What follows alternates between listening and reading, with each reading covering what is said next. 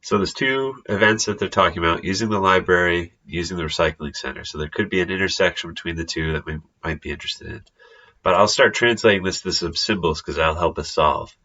Residents say they use the library. So the probability that a randomly selected resident uses the library is 0.6, decimal form of that percentage. 35% say they use the library and the recycling center. So the probability that they use the library and, or you could just write the word and, the recycling center, that's 0.35. So what's the probability that the residents use the recycling center? So here, I'm going to start translating that. The probability that the residents use the recycling center, the word given is symbolized with this vertical bar, given that they use the library. So the probability that they use the recycling center, given that they use the library. That's this symbol right here. And the reason why symbols help us is because hopefully after you practice statistics a bunch, you'll know that this follows a certain formula. If you want the probability of one thing given another thing, then you take the probability of both the things happening, so R and L, which is different than this, the probability of the intersection, divided by the probability of the given item.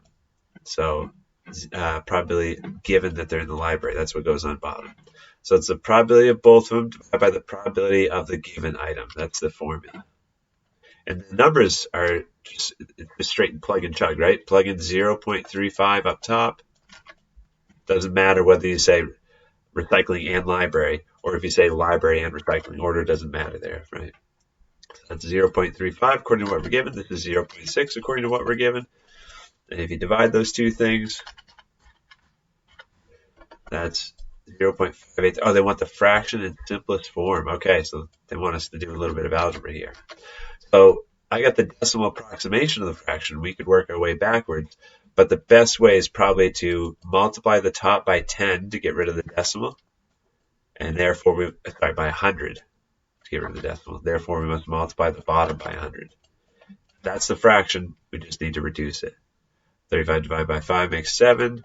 60 divided by 5 makes 12. So 7/12 is our fraction answer. Okay?